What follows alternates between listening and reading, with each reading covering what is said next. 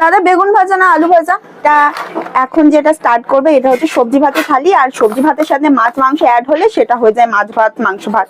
Specially মাংস ভাতের সাথে স্পেশালি কিছু অ্যাড হয় না। মাংস ভাত 50 টাকা।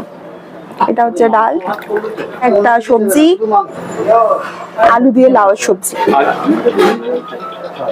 মাংস ভাত খাবেন তো?